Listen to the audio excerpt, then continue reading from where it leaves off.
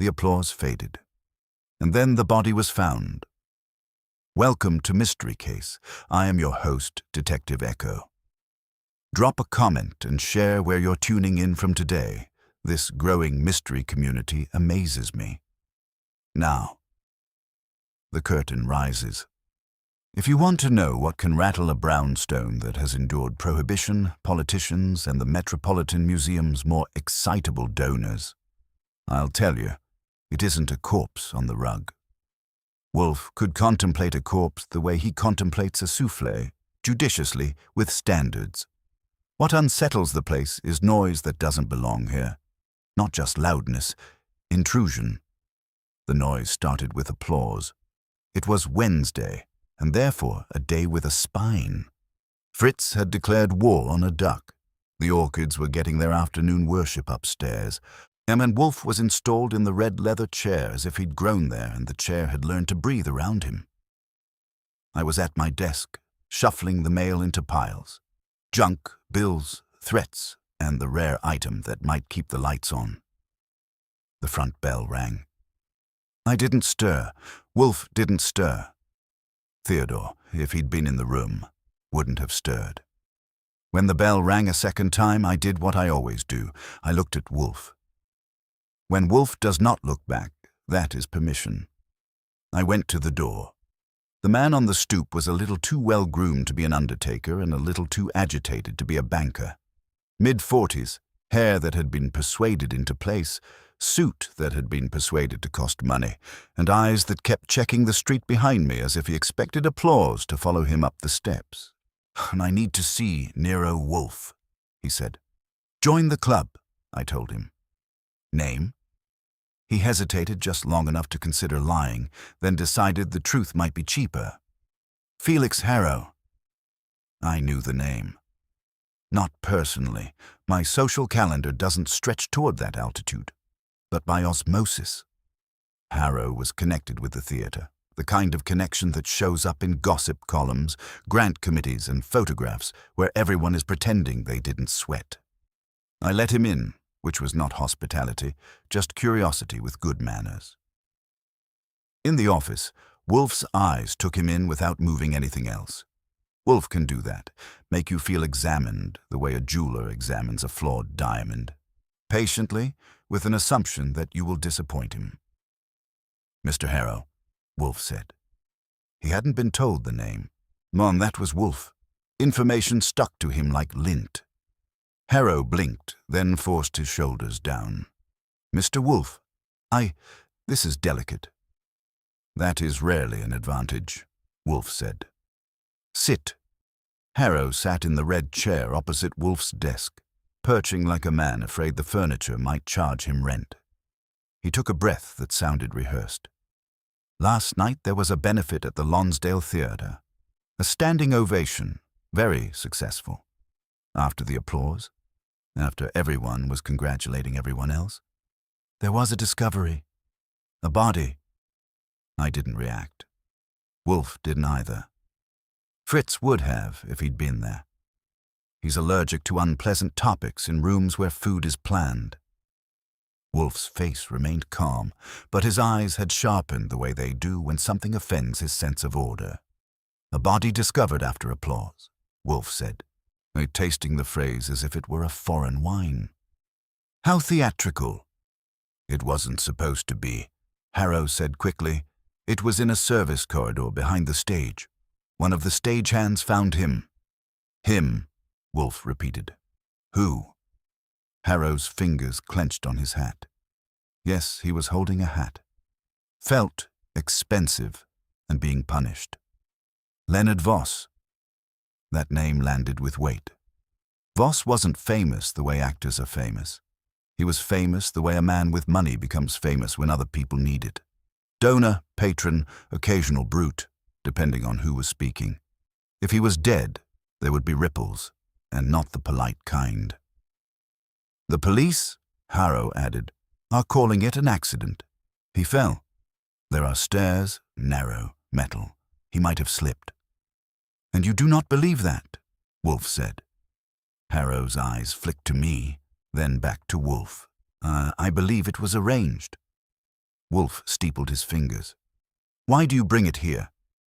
Because, Harrow said, and the word came out with a crack in it. Because it started with me, or near me.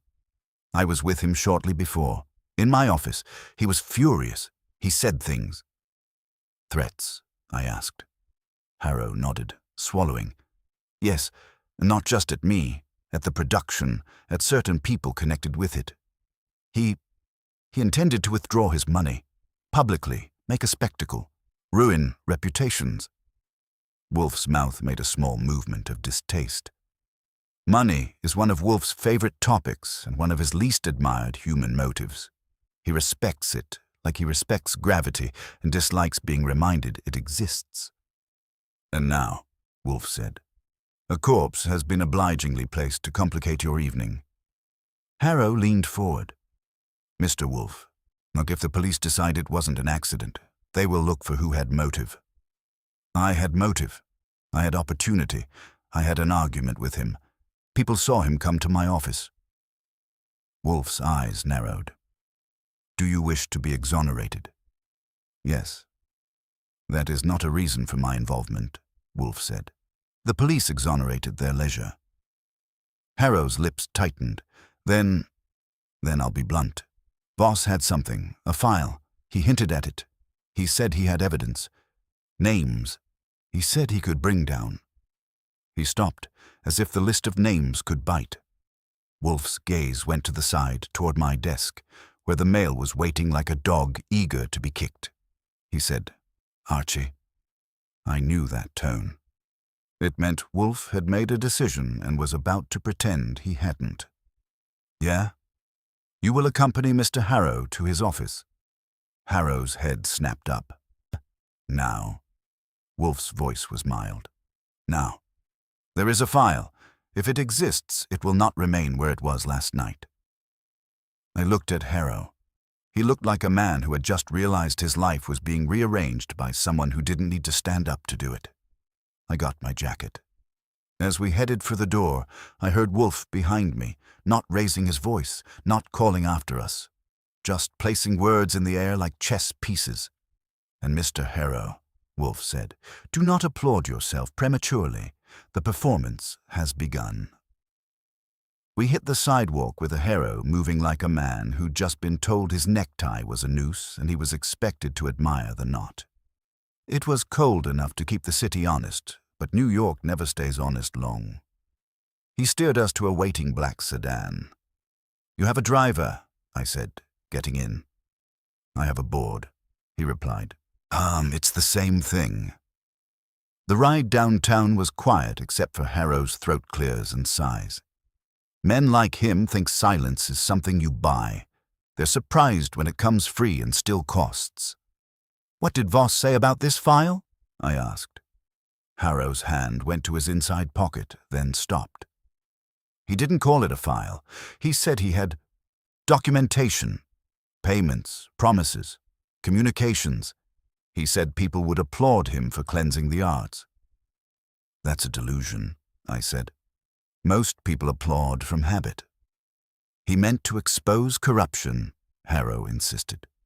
He meant to weaponize it, I said. His building was one of those renovated hulks that still looked resentful about it. Old brick, shiny glass doors. The lobby smelled of lemon polish and ambition. A uniformed guard nodded to Harrow like a man checking a name off a list. He's on the elevator up. Harrow said, The police haven't been to my office. Yet, I told him. They will, like mildew. His suite occupied most of the 5th floor. The receptionist's desk was empty, but a lamp was on, lighting nothing. Harrow's keycard opened a glass door with a sigh, and we stepped into the after-hours hush. He led me past framed playbills, benefits, openings, galas, each one a shrine to the marriage of art and money. At the end was his office. Wide desk, leather chairs, a window full of other windows. Harrow went straight to a credenza and opened a drawer. His fingers moved fast and clumsy. It was here, he muttered. Describe it, I said. A plain manila folder, he said.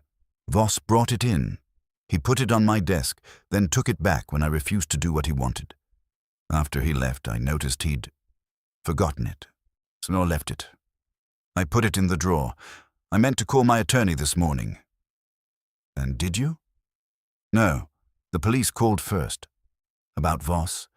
I came here early to see if it was still, he swallowed, still here. He yanked the drawer open and stared. Pens, stapler, sanitizer, a neat stack of invoices. No folder. You're sure you put it in this drawer? I said. Yes. Then someone else was sure too, I said. His face reddened. How could anyone get in? The guard? Guards reassure you while they fail, I said. I let my eyes work. The desk was immaculate. The kind of immaculate that's either obsession or performance. Letter opener aligned, blotter squared, pencils standing at attention. That meant Harrow controlled what could be controlled, because other things weren't. You weren't here last night, I said. No, and I went straight from the theater to my apartment. Who has access? I asked. My assistant, Marlene Kay. She has a card. The building manager has master access. Anyone else you've mentioned it to? I asked. He flinched. Answer enough. I crouched by the credenza. The drawer tracks were metal. Along the inside edge, a faint glossy smear caught the lamp. I dabbed it with my handkerchief. Thin film.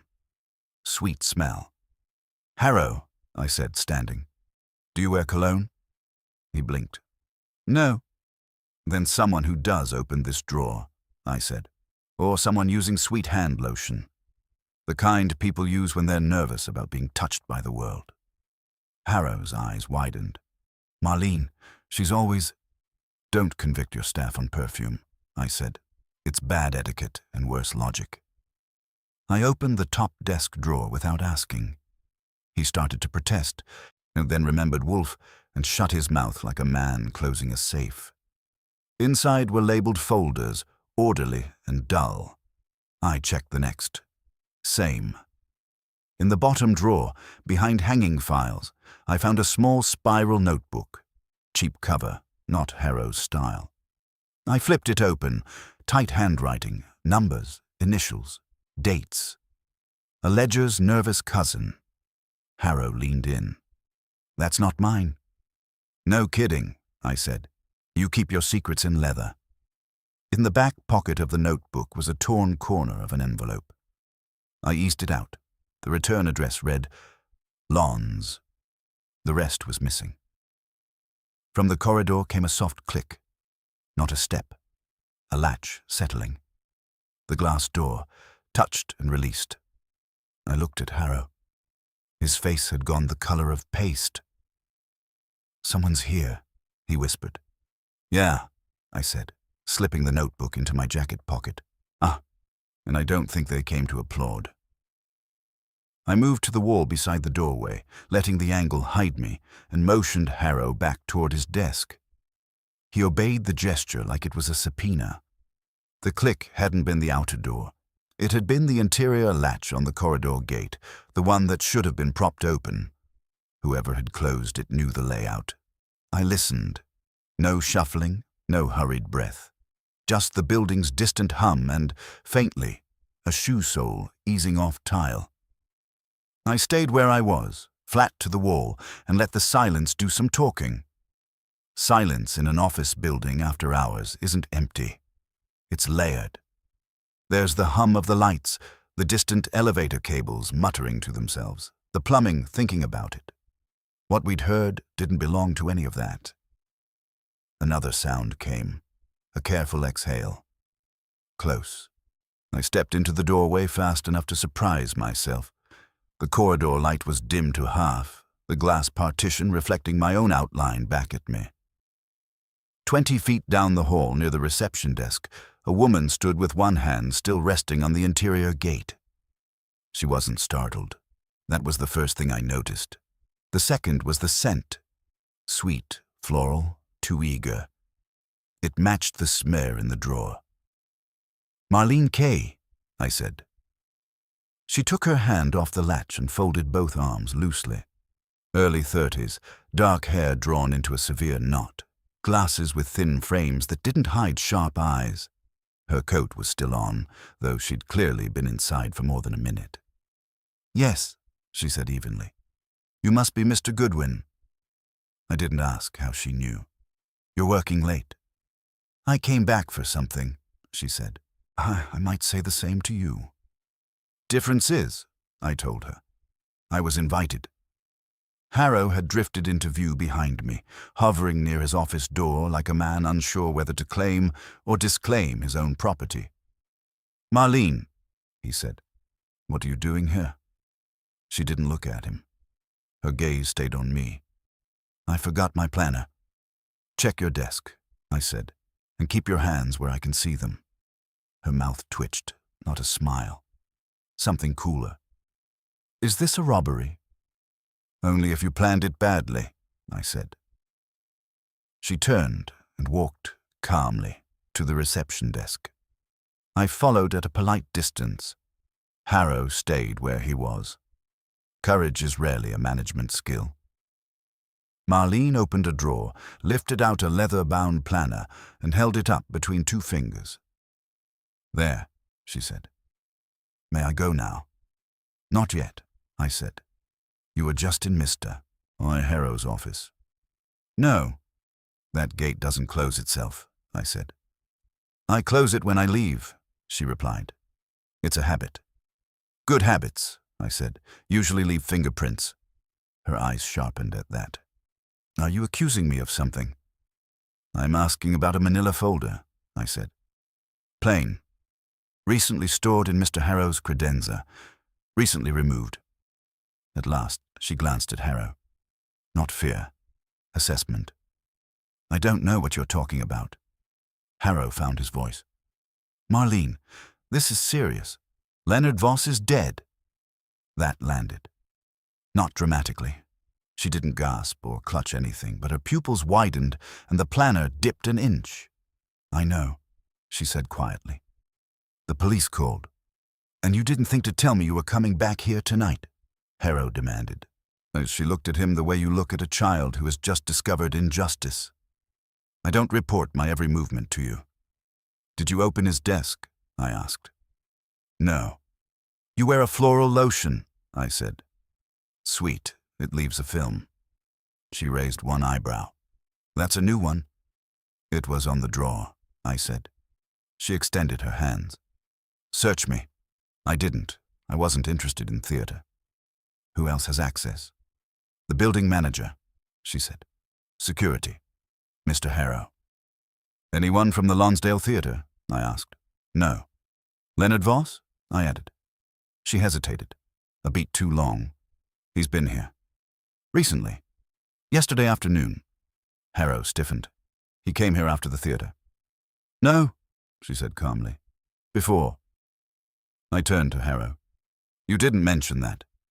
He looked as if someone had nudged his chair back an inch without asking. He stopped by briefly. It wasn't convenient to remember," I said. Marlene watched him now, not me. "He asked for the donor reports. I refused." "On whose authority?" Harrow snapped. "On mine," she said, "because he was angry, and angry men with money are reckless." That was interesting. "Did he have a folder with him?" I asked. "Yes." "Did he leave it?" "He kept it with him when he left," she said. "I saw him carry it out." Harrow stared at her. "You're certain?" "Yes." That rearranged the furniture in my head. If Voss had taken the folder from here to the theatre and then ended up dead in a corridor, the file's disappearance might not have begun in this office at all.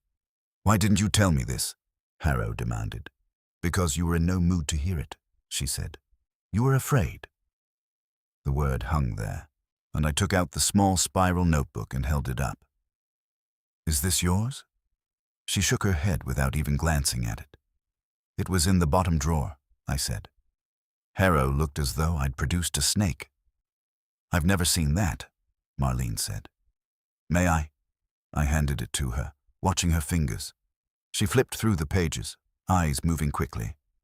"These aren't our accounts," she said. "The initials Some of them are board members. Some are artists. Payments? I asked. Maybe, she said. Or pledges. I took back the notebook and slid the torn envelope corner out of my pocket. Recognize this. She leaned in. Lonsdale, she said. Stationery from the theatre. Then someone connected to the theatre, I said, was in Mr. Harrow's desk. Harrow's face drained. You think Voss? I think, I said, that Voss walked into the theatre last night with leverage in his hand and walked into a corridor with someone who knew about it. The elevator bell chimed faintly down the hall. All three of us turned our heads. Were you expecting anyone? I asked Harrow. No. Marlene's fingers tightened on her planner. The elevator doors slid open at the end of the corridor, and footsteps, measured, unhurried, started toward us. The footsteps belonged to a man who had never hurried for anyone in his life. He came into view with the elevator doors sliding shut behind him, tall, silver-haired, wrapped in a camel overcoat that probably had its own accountant. He carried no briefcase, no hat, just confidence, which in some neighborhoods is considered a weapon. He stopped a few paces from us and took in the arrangement. Me blocking the corridor, a Harrow hovering in moral distress, Marlene holding her planner like a shield. Well, he said mildly, this is intimate. Can I help you? I asked. I believe you can, he replied. His voice was smooth, cultivated with an undertone of impatience. My name is Gregory Dane. I'm chairman of the Lonsdale board. Harrow's jaw tightened. Gregory, what are you doing here? I might ask you the same, Dane said. His gaze flicked to me. And this gentleman? Archie Goodwin, I said, representing Nero Wolfe. That registered. His eyebrows lifted a fraction. Ah, then matters have already escalated beyond good taste. They usually do, I said. You're here for the folder. Marlene shot me a quick look. Harrow inhaled sharply. Dane didn't blink. I don't know what you mean. Leonard Voss visited this office yesterday afternoon, I said. He carried a folder when he left. He was found dead last night in a service corridor at your theatre. Now a notebook tied to board members turns up in Mr. Harrow's desk, and you arrive after hours without calling ahead. I'm fond of coincidences, but only in small doses. Dane removed his gloves with deliberate care. I came to speak to Felix privately. You're speaking, I said. We're listening. His eyes cooled. Leonard was unstable. He had been threatening to expose financial irregularities, most of them imaginary. His death is tragic. It is also not the board's responsibility. Financial irregularities, I repeated. Imaginary ones. Yes. Then you won't mind if we look at the real ones, I said, tapping the notebook in my pocket. For the first time, something flickered across his face. Not fear. Calculation. Harrow found a thread of anger. Gregory, did you know Voss came here before the benefit? I knew he was making calls, Dane said. He was agitated. He felt slighted. By whom? I asked. By everyone, Dane replied. That was Leonard's specialty? Marlene stepped forward. Did he show you the documentation he claimed to have? Dane looked at her as if noticing her for the first time. Miss Quay, isn't it? No, he did not show me anything concrete. But he showed someone, I said, or someone new enough to be worried. Dane's jaw set. You are suggesting murder. I'm suggesting motive, I said. The police are suggesting an accident. Gravity is very persuasive. But gravity doesn't remove folders. Silence pooled between us. The corridor light hummed faintly. Mr. Goodwin, Dane said at last, if there were documents, they would concern internal board matters. Misinterpreted donations, perhaps, or pledges structured creatively. Nothing criminal. Creative money has a way of becoming criminal when it gets bored, I said. Harrow ran a hand through his hair. Gregory, did Leonard threaten to name names publicly last night? Dane hesitated. He was considering a statement. At the benefit? I asked. Yes. That would have been inconvenient, I said. It would have been catastrophic, Marlene corrected quietly. All eyes turned to her. She met Dane's gaze without flinching. Several of the pledges were contingent. If donors believed there was mismanagement, they could withdraw. The production would collapse. Dane's voice hardened. You are speculating beyond your position. I'm describing arithmetic, she replied. I let that sit. Then I asked, who was with Voss in the corridor before he was found? Dane's answer came too quickly. No one. Witnesses? I pressed. Stagehands were moving scenery. It was chaotic. Applause? I said. Noise. A good time to step into a side corridor and have a private conversation. Dane's eyes narrowed. What are you implying? That someone followed him, I said. Or met him there.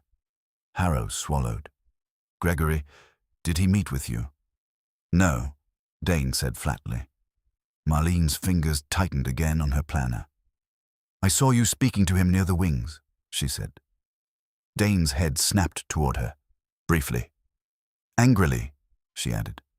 That is subjective. What did he want? I asked. He wanted control, Dane said. He believed his money entitled him to it. And did it? I asked. Dane didn't answer. The elevator chimed again, distant but distinct. Someone else had called it. I stepped closer to Dane. Here's the difficulty, I said quietly. If Voss carried that folder into the theater, and it's gone now, someone there has it, someone who knew what was in it. The notebook I found suggests the contents weren't imaginary. Dane's composure thinned. You have no proof of that. Not yet, I said. But I have a dead man, a missing file, and a board chairman who arrives after hours to speak privately before the police broaden their curiosity. Harrow looked between us like a spectator at a tennis match he hadn't meant to attend. What do you want? Dane asked. For now, I said. A list of everyone who had access to that corridor last night, and an explanation of why Leonard Voss thought applause was the right soundtrack for an accusation. Dane studied me, weighing pride against risk. Finally, he said, You'll have the list. And the explanation, I pressed. He paused, then said quietly, because he believed the audience would still be standing when he brought the house down. The elevator doors opened again at the far end of the corridor, and this time the footsteps that followed were brisk, official, and unmistakably police. The brisk footsteps resolved into 2 uniforms and a plainclothes man with a face I recognized and a disposition I respected in small quantities. Inspector Kramer stepped out of the elevator like he owned the corridor and was considering charging rent. He saw me first. His eyes narrowed the way they do when he finds a cat in a room he intended to search for mice. Goodwin, he said. Why am I not surprised?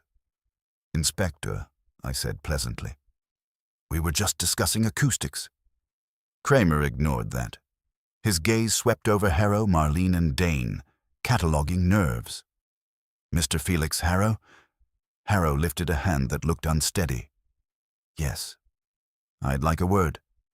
You've got several, I said. Take your pick. Kramer's jaw tightened. This doesn't concern you. It concerns Nero Wolfe, I said. Which means it concerns me. It concerns a dead man, Kramer snapped. Leonard Voss.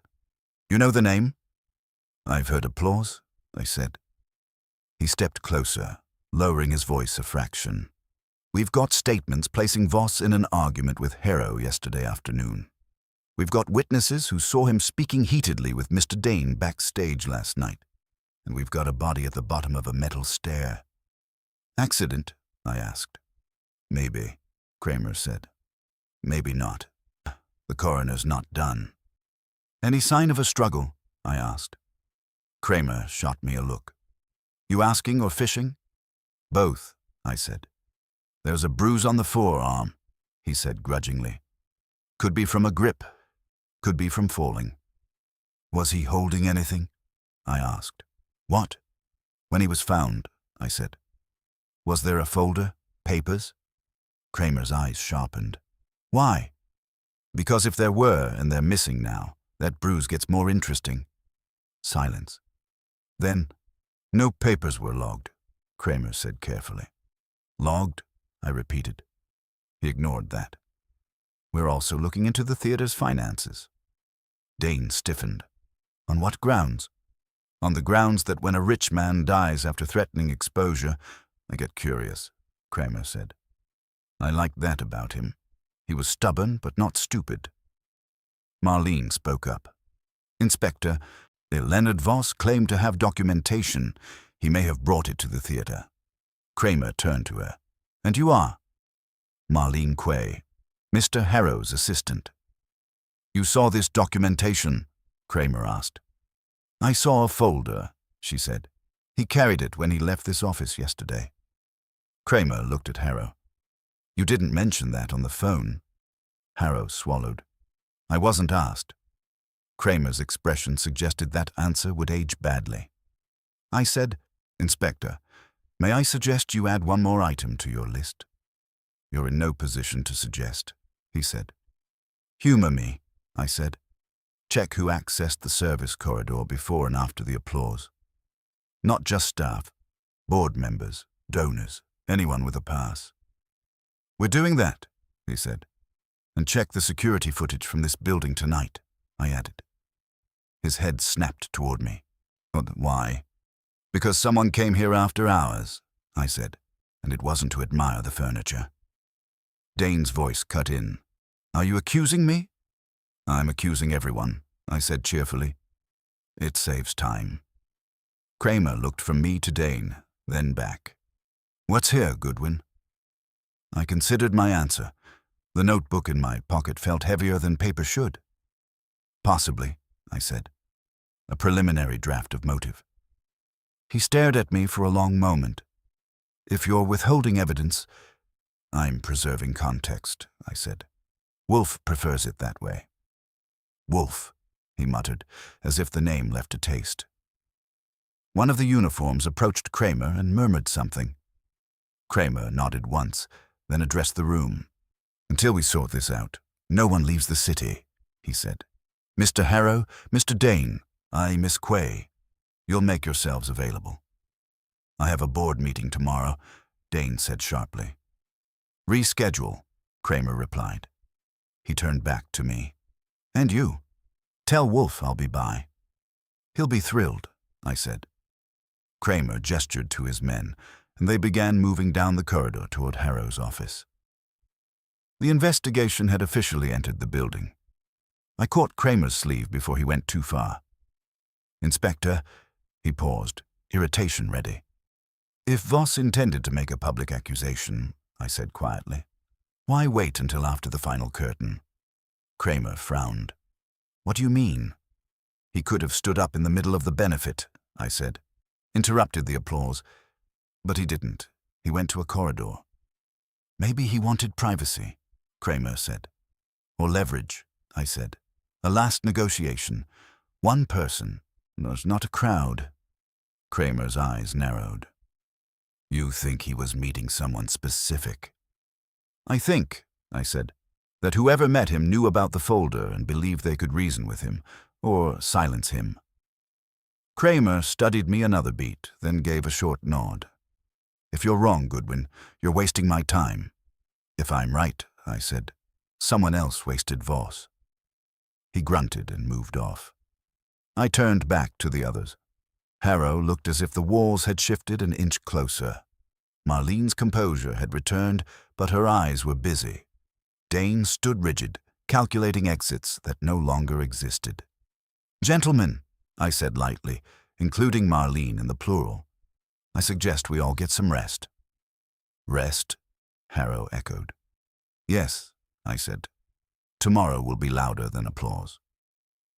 As I headed for the elevator, and I felt the shape of the notebook through my jacket and thought of Wolfe in his chair, eyes half closed, assembling pieces he hadn't yet seen. The body had been discovered after the applause. But the real performance, I suspected, had taken place in the corridor, quiet, urgent, and meant for an audience of one. By the time I reached the brownstone, the city had settled into that late-hour truce where taxis thin out and secrets feel heavier. I let myself in quietly, though there was no need. Wolfe was not a man who slept through developments. The office lights were on. He was in his chair, hands folded over his vest, eyes closed, not asleep, just thinking with the lights off behind them. "Well," he said, without opening them. "We have applause, a corridor, a missing folder, a nervous board, and Inspector Kramer cultivating ulcers," I said, from hanging up my coat. "Begin with the folder," Wolfe said. I took out the spiral notebook and placed it on his desk. Not the folder, its echo. His eyes opened. He didn't touch the notebook immediately. He regarded it as though it might speak first. "Explain." I told him everything in order. Harrow's drawer, the floral residue, Marlene's late return, Dane's arrival, Kramer's interest, the bruise on Voss's forearm. Wolfe listened without interruption, which is his way of interrupting later with interest. When I finished, he extended a finger and drew the notebook toward him. He flipped it open with delicate precision. "Initials," he murmured. "Dates. Figures. No explanatory headings." "Some initials match board members," I said. "According to Marlene." "According to Miss Quay," Wolfe corrected. "Anne, whose loyalty is not yet established." "She didn't bolt when the police arrived," I said. "Many guilty people prefer proximity," Wolfe replied. He turned a page. "The amounts vary. Some are round, others adjusted." "Creative pledges," I said. Wolfe's lips pressed together. "Possibly, or reimbursements, or bribes." "Your optimism is showing," I said. He ignored that. "You say Voss threatened public exposure?" "According to Dane and Harrow." "And yet he chose a corridor over a stage," Wolfe said. "Curious." "Maybe he wanted to negotiate first," I said. "Give someone a chance to pay him off." "Or to join him," Wolfe said softly. I leaned back in my chair. "You think he had an accomplice?" "I think," Wolfe said, closing the notebook, "that a man who intends to bring down a house rarely does so alone. He cultivates allies." "Then one of those allies might have decided the house was safer standing," I said. Wolfe inclined his head. "Precisely." I considered that. So Voss could have met someone in the corridor expecting cooperation. Instead, he got a push. "Or a persuasion that failed," Wolfe said. "The bruise on his forearm suggests contact, a grip, an attempt to restrain. Or to steady," I said. Wolfe's eyes flicked up. "Do not romanticize gravity, Archie." I grinned. "Yes, sir." He leaned back, closing his eyes again. "List the principals. Harrow, Dane, Marlene, any board members in that notebook, possibly a stagehand or theater manager with access." "And Saul Panzer," Wolfe said. "You want him on it?" "I do not trust theaters," Wolfe said. "Too many rehearsed emotions." I went to the phone and made the call. Now Saul answered on the second ring, as if he'd been waiting for someone to give him purpose. "You'll like this," I told him. "Dead donor, missing folder, nervous board. We need background on Gregory Dane, Felix Harrow, Marlene Kay, and Leonard Voss. Financials, rivalries, recent arguments, especially anyone who met Voss privately last night." Saul made a thoughtful sound. "Timeline?" "Between final curtain and discovery of the body," I said. "And check security footage access logs if you can." "I'll start with the theater staff," he said. "Call you in the morning." "Make it early," I said. I hung up and turned back to Wolfe. "Kramer will be here." "Let him come," Wolfe said. "You planning to give him the notebook?" I asked. Eventually, Wolfe said. Not before we understand it.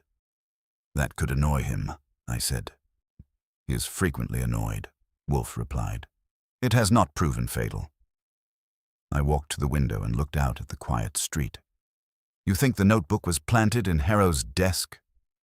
Yes, Wolfe said without hesitation. Why? Because if Voss carried his documentation to the theater, it would not logically return here, Wolfe said, unless someone wished to redirect suspicion. Harrow, I said. Or Miss Quay, Wolfe said. Or even Mr. Dane, if he believes Harrow more expendable. I turned back. You're assuming the folder and the notebook are connected. I am, Wolfe said. The notebook may be a copy, a summary, or a lure. Lure? I asked. For us, Wolfe said. That gave me pause. You think someone wanted this on your desk? I think, Wolfe said, opening his eyes fully now, that our involvement may not be accidental. I felt a small chill that had nothing to do with the weather. Harrow came here voluntarily. Yes, Wolfe said, and yet he was remarkably prepared to confess fear. He did not attempt to conceal the argument with Voss. He presented himself as obvious. You think he's too obvious, I said. I think, Wolfe replied, that applause is not the only performance in this matter. The doorbell rang. We both looked toward the hallway. It was past midnight. I checked my watch. Expecting anyone? No, Wolfe said. The bell rang again, shorter this time. I went to answer it, half expecting Kramer to have reconsidered his patience. Instead, on the stoop stood a young man in a theater jacket, breath visible in the cold air, eyes wide with urgency. Mr. Goodwin? He asked. Depends, I said. I work at the Lonsdale, he said quickly. Stage crew, you have to come. They found something in the corridor. Behind me, from the office, Wolfe's voice carried, calm and precise. Archie, he said, do not applaud prematurely. Ask him what. I looked at the young man more closely. He couldn't have been more than 25, hair flattened by a knit cap he was still clutching in one hand. His jacket bore the Lonsdale logo stitched over the pocket, and his eyes carried the particular panic of someone who has discovered that backstage drama doesn't stay behind the curtain. What did they find? I asked. He swallowed. A piece of paper. Wedged behind the railing on the service stairs. It wasn't there before. At least, I don't think it was. Why come here? I asked. Mr. Panzer, he said quickly. A man came by earlier, asked questions, told me if I remembered anything unusual, I should contact Mr. Wolfe. Saul works fast. Your name? I asked. Evan Rourke. Stay there, I said, and shut the door halfway while I turned back toward the office. Wolfe had not moved, but his eyes were fully open now, alert. Stagehand, I said. Name's Evan Rourke. Claims they found paper wedged behind the stair railing in the corridor. Recently discovered, Wolfe asked. That's the pitch. Then you will accompany him, Wolfe said. Observe before Kramer confiscates. You don't want to come? I asked. Archie, Wolfe said patiently. I do not descend metal stairs. Fair enough. I grabbed my coat again and returned to the stoop. Rourke was bouncing slightly on his heels, as if cold and nerves were competing for control. Let's go, I said. The ride uptown felt shorter this time. Rourke filled the silence with fragments. They sealed the corridor after the body, he said. But tonight, maintenance was checking the railing. One of the bolts was loose. That's when I saw the paper tucked in. Why didn't maintenance report it? I asked. They did, he said. But I recognized the initials. What initials? I asked. LV. That sharpened my interest. When we reached the theater, a patrol car was already parked at the curb. Good. That meant Kramer hadn't gone home to dream about me yet. Inside, the lobby lights were dimmed, ghostly. The applause from last night felt like a rumor. Rourke led me past the velvet ropes and down a side hallway that smelled of dust and grease paint. At the end was the service corridor. A uniform stood guard, arms folded. He eyed me, then Rourke. "Not inspector's inside," he said. "Of course he is," I muttered. Kramer was halfway down the metal stairs when I entered, one foot on a step, peering at the railing. He looked up as if he'd expected me to materialize. "You travel fast," he said. "I hate missing encores," I replied. He jerked his chin toward the railing. "Your friend here says you should see this." I descended carefully. The metal steps rang faintly under my weight. At the midpoint, Kramer pointed. A narrow strip of paper had been folded twice and wedged between the railing and the wall bracket. It might have gone unnoticed indefinitely if not for the loose bolt. "May I?" I asked. Kramer hesitated, then nodded once. I eased it free. The paper was torn from a larger sheet, edges uneven. On it, in firm handwriting, were 3 lines: GD 845F, H 852 MQ, so 857. Below that, a final line, after applause. I felt Kramer's gaze on me. Recognized the initials. "Some," I said. "Spell it out," he said. "Gregory Dane," I said. "Felix Harrow, Marlene Quay." "And the times," he pressed. "Minutes before the curtain call," I said. "Or after.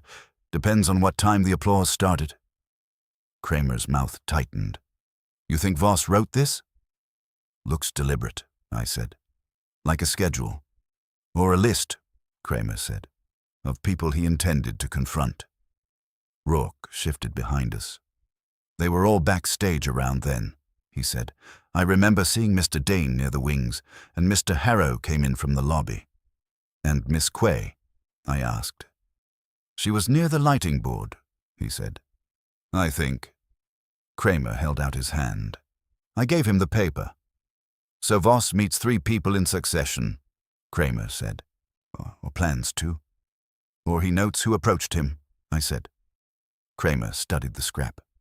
"Why tuck it in the railing?" "Maybe it fell," I said. "Folded twice?" he shot back. "Then maybe he put it there," I said. "Insurance." Kramer looked at me sharply. "Against what?" "Against not walking out," I said.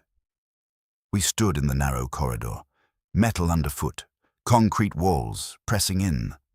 I imagined the applause thundering overhead, the vibration traveling through the structure while Voss stood here, checking his watch.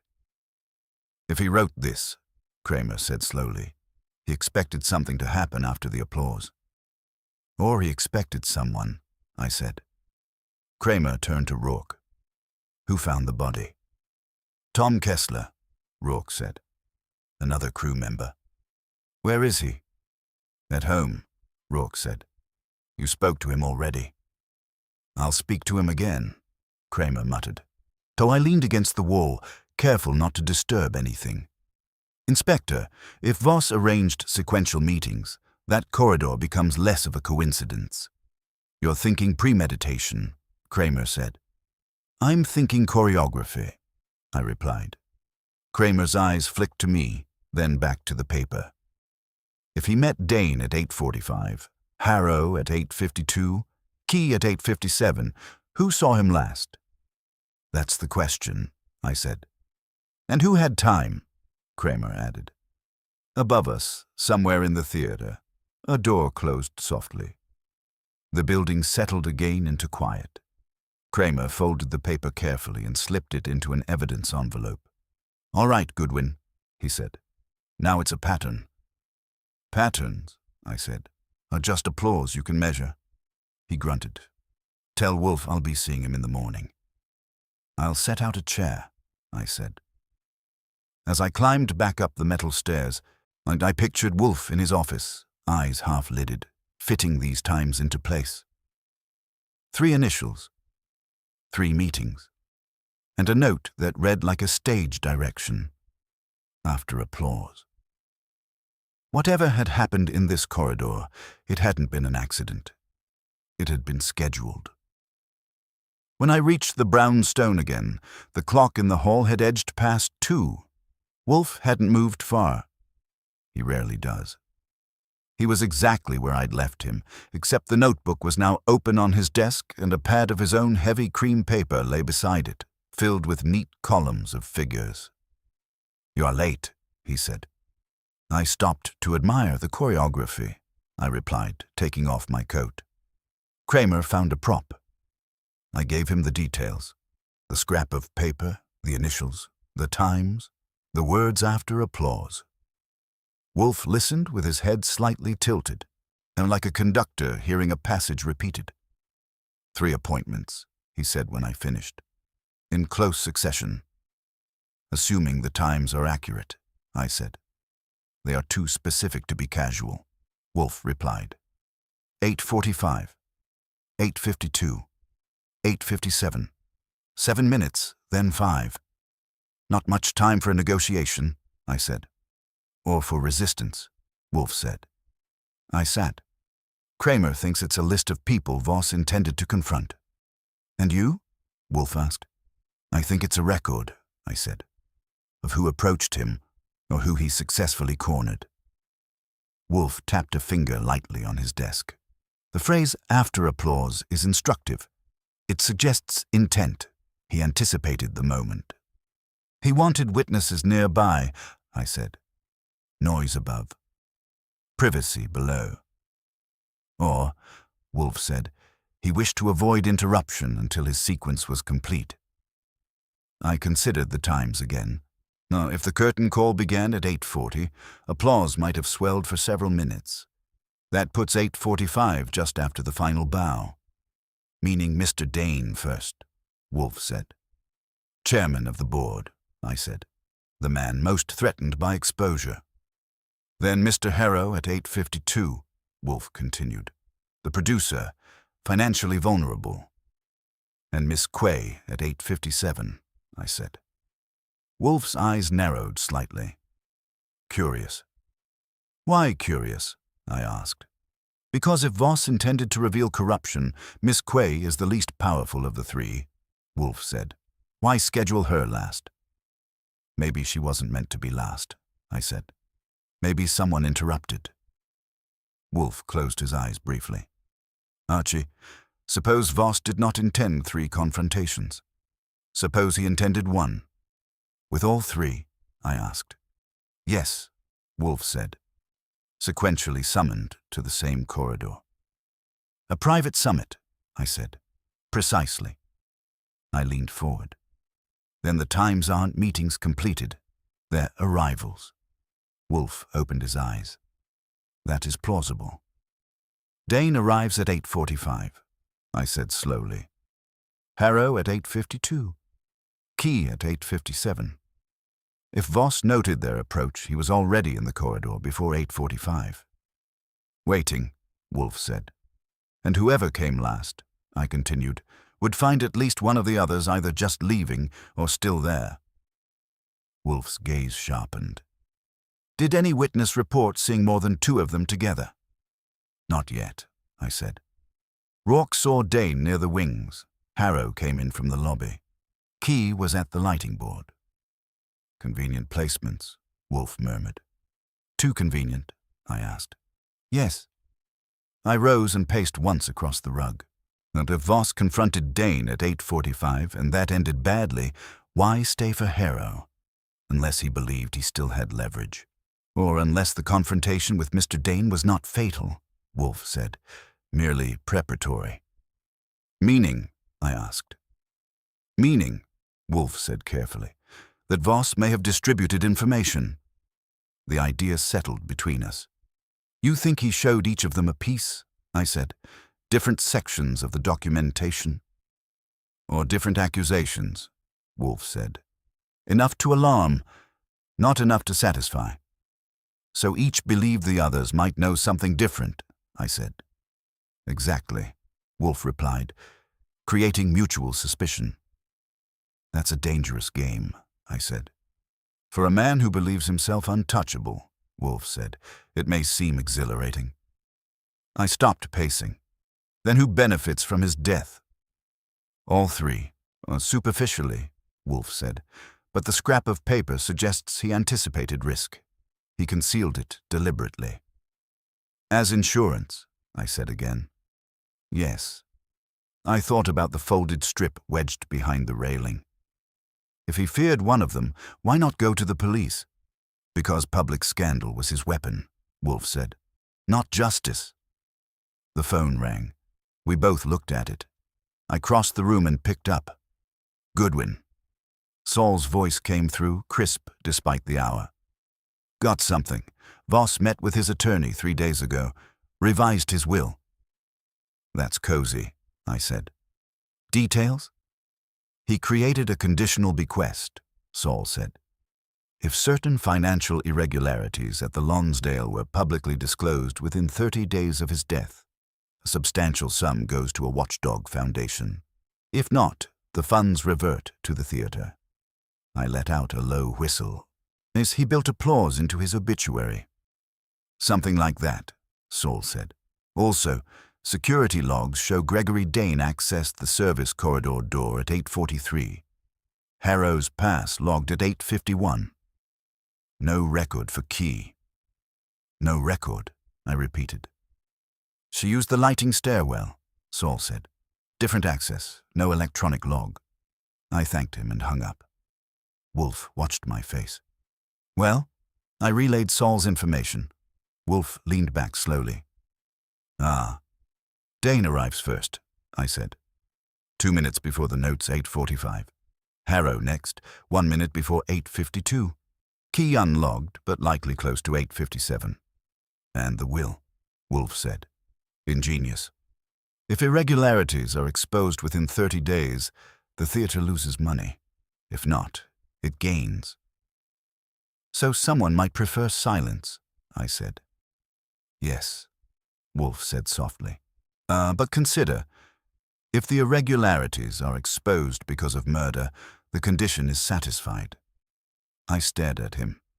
You're saying killing him doesn't prevent the payout. It guarantees scrutiny. Precisely, Wolfe said. Then murder is a bad investment, I said. For a rational conspirator, Wolfe replied. Unless the murderer did not know about the will, I finished. Wolfe inclined his head. Silence settled, heavy and thoughtful. So we have 3 scheduled arrivals, I said. A dead man with leverage, a will that punishes secrecy, and a note hidden as insurance. Wolfe's eyes gleamed. Archie, he said quietly, we do not yet know who pushed Leonard Voss. But we now know something more important. What's that? I asked. We know, Wolfe said, that the person who killed him miscalculated. Miscalculated how? I asked. Wolfe adjusted himself in the chair, a movement that in another man would have meant restlessness. In Wolfe, it meant a conclusion was assembling. The murderer, he said, believed Leonard Voss's death would prevent exposure, but Voss ensured that his death triggers scrutiny. Therefore, the killer either did not know of the revised will, or did not understand its implications. Saul said the revision was 3 days ago, I said. That's a tight window. Indeed, Wolfe replied. Who knew of it? His attorney, I said. Possibly Voss himself mentioned it to someone. Did he? Wolfe asked. I thought back to Harrow's strained face, Dane's controlled irritation, Marlene's composed intensity. No one brought up a will, I said. They focused on documentation, exposure, reputation. Then the will may have been Voss's final refinement, Wolfe said. An escalation. I leaned forward. So whoever confronted him in that corridor thought eliminating him would bury the documents. Or at least delay them, Wolfe said. Long enough to retrieve or destroy the evidence. The missing folder, I said. Yes. I got up and paced again, but slower this time. Let's say Dane meets him first at 8:45. They argue. Voss threatens disclosure. Dane leaves, or appears to, or remains nearby, Wolfe said. Harrow arrives at 8:52, I continued. He has his own argument. Financial panic. Maybe he tries to persuade Voss. And Miss Quay at 8:57, Wolfe added. She's the least powerful, I said. Why would Voss schedule her? Because, Wolfe said quietly, she may have known more than her position suggests. I stopped pacing. You think she was the source? I asked. It is possible, Wolfe said. Assistants often manage details invisible to their employers. She had access to donor reports, I said slowly. She refused to give them to Voss earlier. Or claimed she did, Wolfe said. You think she lied? I asked. I think, Wolfe said, that Miss Quay is composed under pressure. That is either innocence or preparation. I went back to my desk and pulled open a drawer. Kramer will be here soon. You planning to convene the cast? Yes, Wolfe said. This afternoon. Bold, I said. Necessary, Wolfe replied, before the police fix upon a convenient narrative. The doorbell rang. We exchanged a look. Morning had arrived without ceremony. I went to answer it. Kramer stood on the stoop, hat brim low, irritation intact. I hope you've had breakfast, I said. I hope you've got answers, he replied. In the office, he declined to sit until Wolfe gestured with faint impatience. You have something, Kramer said without preamble. We have clarity, Wolfe corrected. About? Kramer demanded. About error, Wolfe said. Kramer shot me a look. He always talked like that before coffee? Always, I said. Wolfe steepled his fingers. Inspector, Leonard Voss revised his will 3 days ago. Kramer's eyes narrowed. You've been busy. It is relevant, Wolfe said. The revision stipulates that if financial irregularities at the Lonsdale Theatre are publicly disclosed within 30 days of his death, a significant bequest goes elsewhere. Kramer's expression shifted. So if he's murdered and the scandal comes out, the theatre loses money. Correct, Wolfe said. And if nothing comes out? Kramer asked. Not the theatre benefits, Wolfe said. Kramer leaned back slowly. So killing him doesn't stop exposure, it practically guarantees it. Exactly, Wolfe said. Kramer's gaze sharpened. Unless the killer didn't know about the will. Precisely. Silence stretched. Kramer looked at me. Who knew? His attorney, I said. Possibly Voss alone. Kramer grunted. We'll verify. Wolfe continued. The scrap of paper found in the corridor indicates scheduled meetings. Mr. Dane at 8:45, Mr. Harrow at 8:52, Miss Quay at 8:57. We know the times, Kramer said. But consider their significance, Wolfe said. Voss arranged sequential confrontations. He likely presented partial information to each, creating urgency. Divide and panic, I said. Indeed, Wolfe said. Kramer's jaw tightened. You think one of them lost control? I think, Wolfe said, that the final meeting is critical. Why?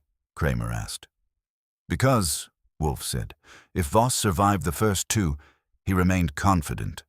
The last meeting occurred minutes before his death. Assuming the times are accurate, Kramer said. They are consistent with access logs, Wolfe said. Mr. Dane entered at 8:43, Mr. Harrow at 8:51. Miss Quay's movement unlogged, but likely proximate. Kramer rubbed his chin. So you're focusing on key? I am focusing, Wolfe said carefully, on who miscalculated. And that is? Kramer pressed. Wolfe's eyes rested on him. The individual who believed that removing Leonard Voss would suppress exposure. And you know who that is? Kramer asked. I know, Wolfe said, who had the most to gain from immediate silence and the least reason to anticipate the will's revision. Kramer leaned forward. His name? Not yet, Wolfe said. Kramer's temper flared. Wolfe. This afternoon? Wolfe said calmly. Summon Mr. Dane, Mr. Harrow, and Miss Quay here. I will explain in their presence. Kramer stared at him, weighing defiance against efficiency. Finally, he stood. If you're wrong, he began. I'm not, Wolfe said mildly. Kramer shot me a look that promised future inconvenience, then left. When the door closed, I turned back to Wolfe. You're enjoying this? I'm correcting a miscalculation, he said. You're sure, I said carefully, that it wasn't Dane? Chairman, threatened exposure, access at 8:43. Mr. Dane is arrogant, Wolfe said. But he is not impulsive. He would have sought to negotiate longer. Harrow, I asked. Fearful, Wolfe said, but reactive, not strategic. And Kay, I asked. Wolfe's gaze was steady. Miss Quay, he said softly, understands the numbers. A chill traced my spine. You think she knew about the will? I think, Wolfe said, that she knew enough to fear immediate disclosure and did not know enough to foresee its consequence. I sank into my chair. So the applause wasn't just cover, I said. No, Wolfe replied. It was misdirection. He closed his eyes briefly, then opened them with decision. Prepare the chairs, Archie, he said. This afternoon, we shall end the performance. By 3 o'clock, the brownstone had been formally disturbed. Fritz had retreated upstairs with the air of a man who refuses to cook for drama. The chairs were arranged in a neat semicircle before Wolfe's desk. Inspector Kramer stood near the bookcase, arms folded, radiating official skepticism. Saul had taken a position by the window, silent and watchful. Felix Harrow arrived first, pale but composed in the way of men who have rehearsed explanations in the mirror. Gregory Dane followed, immaculate and irritated. Marlene Kay came last. She entered without hesitation, eyes clear behind her glasses, and chose a chair slightly apart from the others. Wolfe surveyed them without greeting. Thank you for coming, he said at last. We shall be brief. Kramer made a small sound that suggested disbelief. Wolfe continued. Leonard Voss scheduled 3 meetings in the service corridor at the Lonsdale Theatre. Mr. Dane at 8:45, Mr. Harrow at 8:52, Miss Quay at 8:57. Shortly thereafter, he fell to his death. Harrow shifted. We've established that. Not established, Wolfe said mildly. Understood. Dane's voice was clipped. Inspector Kramer has already interviewed us. Indeed, Wolfe said, but Inspector Kramer has not yet considered the arithmetic. Marlene's gaze flickered briefly. Wolfe folded his hands. Mr. Dane, you met Mr. Voss first. Yes, Dane said. He accused the board of mismanagement. I denied it. You denied the existence of irregular pledges? Wolfe asked. Dane's jaw tightened. I denied criminal conduct. Ah, Wolfe said softly. A distinction. Dane did not reply. Mr. Harrow, Wolfe said. You arrived 7 minutes later. Yes, Harrow said. Leonard was agitated. He threatened to withdraw funding publicly. Did he show you documentation? Wolfe asked. He waved a folder, Harrow said. He did not let me examine it. Wolfe nodded. Miss Quay, you were scheduled last. Yes, she said calmly. Why? Wolfe asked. Because I managed the reports, she said. He believed I could confirm his suspicions. And could you? Wolfe asked. A beat. Some pledges were structured, creatively. Meaning, Kramer snapped.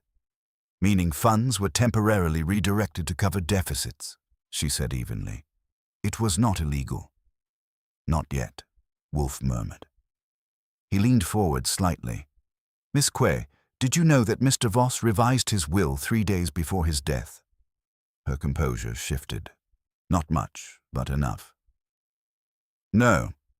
His will stipulates that if financial irregularities at the Lonsdale are publicly disclosed within 30 days of his death, a substantial sum is diverted from the theatre. Wolfe said. Dane stiffened. That's absurd. It is documented, Wolfe replied. Harrow looked stricken. Then, if the scandal breaks now, the theatre loses the bequest, Wolfe finished. Silence pressed in. Wolfe's gaze settled on Marlene. You manage the books. You understand liquidity. If Mr. Voss exposed the irregularities publicly while alive, the damage would be reputational. Manageable. But if exposure follows his death, the financial penalty compounds. Marlene's hands were folded neatly in her lap. Are you suggesting I murdered him to protect the theatre? I am suggesting, Wolfe said, that you believed his death would suppress the documentation. You did not know of the will's revision. Kramer stepped forward. That's a serious accusation. Yes, Wolfe agreed. Marlene's voice remained level. I did not kill Leonard Voss. Wolfe inclined his head. You met him at 8:57. Yes. He had already argued with Mr. Dane and Mr. Harrow. Yes. He showed you the folder? He opened it, she said. Briefly. And, Wolfe prompted. It contained summaries of redirected pledges, she said. He claimed he would announce them. Did he threaten you personally? Wolfe asked. He threatened the production, she said. And you responded? Wolfe asked. I told him exposure would collapse the show, she said. Hundreds of jobs. An appeal to emotion, Wolfe said. It was true, she said sharply. Wolfe's eyes did not leave her. When did you last see him alive? She hesitated, barely perceptible. In the corridor, she said. After our conversation. Did you touch him? Wolfe asked. No. Inspector Kramer spoke. There was a bruise on his forearm, consistent with a grip. Marlene's gaze flicked toward him. He grabbed me, she said. Not the other way around.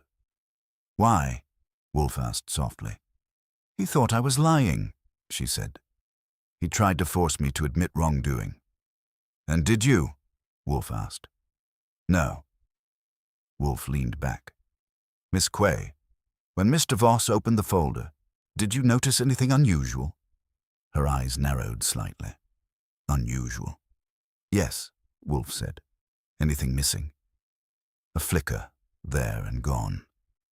I don't understand, she said. You understand perfectly, Wolfe replied. The folder did not contain original ledgers. It contained summaries. Someone had already extracted the crucial pages. Dane looked startled. What? Harrow stared at Marlene. Wolfe continued. The small spiral notebook found in Mr. Harrow's desk is a working extract, a condensation.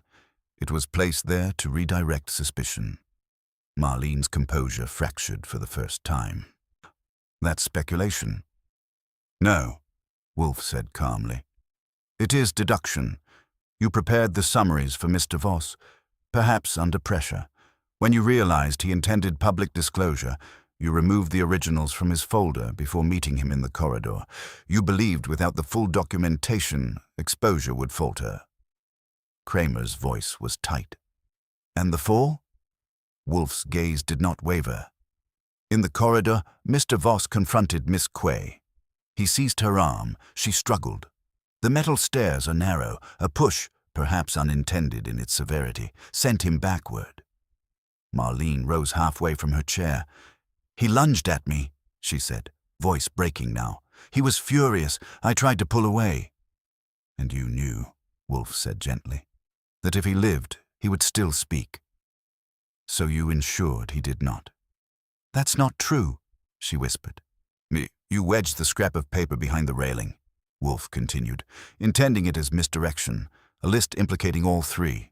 But you miscalculated. You did not know of the will. Kramer stepped closer to her. Did you? Tears stood in her eyes, but her voice steadied. I didn't know, she said. I thought if he was gone, the folder would be meaningless. And the theater would survive, Wolfe said. Yes, she breathed. Kramer placed a hand on her shoulder. "Miss Quay, you'll come with us." She did not resist. Harrow sank back, stunned. Dane stared at the floor. As the door closed behind them, the brownstone exhaled. I looked at Wolfe. "You're sure?" Wolfe adjusted his cuffs. "She understood the numbers," he said. "She did not understand the consequence." Fritz's footsteps sounded faintly from the kitchen. "Dinner?" I asked. Wolfe's eyes softened slightly. "Yes, Archie," he said. "After applause, one must eat." I grinned. "And the moral?" Wolfe regarded the quiet room. "Never assume," he said, "that silence is profitable." Outside, the city resumed its usual noise. Inside, the brownstone returned to order, as if the performance had never disturbed it at all. Even after the door closed behind Inspector Kramer and Marlene Quay, the air in the office did not immediately clear. Confessions, partial or complete, have a way of lingering. Harrow sat slumped, hands clasped between his knees, as though the production he had feared losing had already folded. Gregory Dane remained upright, but the polish had dulled. The sheen of authority is thin when applied over shock. Wolfe, however, had resumed his natural state, composed, immovable, faintly disapproving of human excess. "Mr. Harrow," he said, "you may cease rehearsing remorse. It is unproductive." Harrow looked up, blinking. She didn't mean to kill him." "No," Wolfe agreed. "She meant to stop him." Dane cleared his throat. "You believe it was deliberate?" Wolfe's gaze shifted to him. "I believe Miss Quay intended to prevent disclosure. Whether she intended death is a question for the courts. But she did not seek assistance when he fell. She sought concealment." I added, "She removed the original ledgers from his folder before the meeting. That wasn't panic. That was preparation." Harrow's voice was thin. "She was protecting us." "She was protecting an institution," Wolfe corrected. "Institutions are abstractions. They do not bleed." "Men do." Dane's jaw tightened. The irregularities were temporary reallocations. He bridged loans between accounts. The production would have recovered.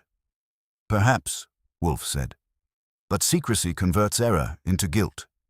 Silence followed that. It was not comfortable. Harrow rose unsteadily. "What happens now?" "Inspector Kramer will examine the financial records thoroughly," Wolfe said. "Mr. Voss's will ensures that scrutiny cannot be avoided. Exposure will occur." Dane closed his eyes briefly. "The bequest will be lost." "Yes," Wolfe said, "because someone believed that suppressing truth was more efficient than confronting it." Harrow looked at Wolfe with something like desperation. "You could clarify. To the press. Emphasize that this was a tragic altercation, not systemic corruption." Wolfe's brows lifted. "You ask me to manage perception?" "I ask you to prevent the theater from collapsing," Harrow said. And Wolfe regarded him for a long moment. "Mr. Harrow, Leonard Voss designed his final act with precision. If irregularities are publicly disclosed within 30 days of his death, the diverted funds go to a watchdog foundation. If not, they revert to the Lonsdale. That condition cannot be massaged by rhetoric." Dane exhaled slowly. "Then we must disclose everything ourselves." "That," Wolfe said, "would be prudent." Harrow nodded faintly, as if the word prudent were unfamiliar but persuasive. When they had gone, Dane with stiff dignity, Harrow with shaken resignation, the brownstone felt larger. The disturbance had ebbed. I sank into my chair and regarded Wolfe. "You didn't mention one thing," I said. "What is that?" he asked. "The scrap of paper," I said. "You are certain she wedged it behind the railing?" "Why?" Wolfe adjusted his cufflinks. "Just because Leonard Voss would not have hidden it there." "Insurance," I reminded him. "Yes," Wolfe said. "But insurance is accessible. Wedging a folded note behind a railing requires calm and time." A man anticipating confrontation does not pause to conceal documentation in a crevice. A woman who has just witnessed a fatal fall does. I considered that. She wanted to implicate all three, spread the suspicion. Exactly, Wolfe said. If all appeared equally entangled, focus would diffuse. The notebook in Mr. Harrow's desk served the same purpose. And the miscalculation, I said, was the will. Indeed, Wolfe replied. She believed eliminating Mr. Voss would bury exposure. Instead, it guaranteed it. I leaned back. There's something almost theatrical about that. Hubris frequently is, Wolfe said. Fritz entered discreetly, to announcing that dinner was prepared. Wolfe rose, slowly, ceremoniously, and moved toward the dining room. I followed because I've learned that philosophical closure is best absorbed with food. Over duck in orange glaze and potatoes crisped to perfection, Wolfe spoke no more of murder. He discussed instead the fragility of reputation and the vulgarity of applause. Applause, he said, cutting his meat with precision, is an external measure. It can be purchased, provoked, or prolonged. Integrity is internal. It cannot be staged. You're saying the theater mistook noise for stability, I said. I am saying, Wolfe replied, that they mistook concealment for control. After coffee, we returned to the office. The lamps cast a warm glow over the orderly room. No evidence envelopes, no anxious visitors, and the sanctity of the brownstone had been restored. I glanced at Wolfe. You ever think about going to the theater? He gave me a look of patient disdain. Archie, I cultivate orchids. I do not attend performances. I grinned. This one had a good third act. It lacked discipline, Wolfe said. Still, I said, settling at my desk. The body was discovered after the applause. That's timing. Wolfe folded his hands over his vest and closed his eyes, satisfied. The applause, he said quietly, was merely noise. The true revelation occurred in silence. I considered the corridor, the narrow stairs, the folded scrap of paper, the fatal misjudgment. Voss had engineered his finale carefully, but he had underestimated fear. Marlene had calculated risk but failed to account for consequence. Dane and Harrow had trusted obscurity more than transparency, and Wolfe, from his chair, had unraveled it all without descending a single metal step. I reached for the last of the coffee and allowed myself a small smile. In the end, justice had not required a chase, a struggle, or a raised voice. It had required arithmetic, patience, and a refusal to applaud too soon. Outside, somewhere in the city, another curtain was rising.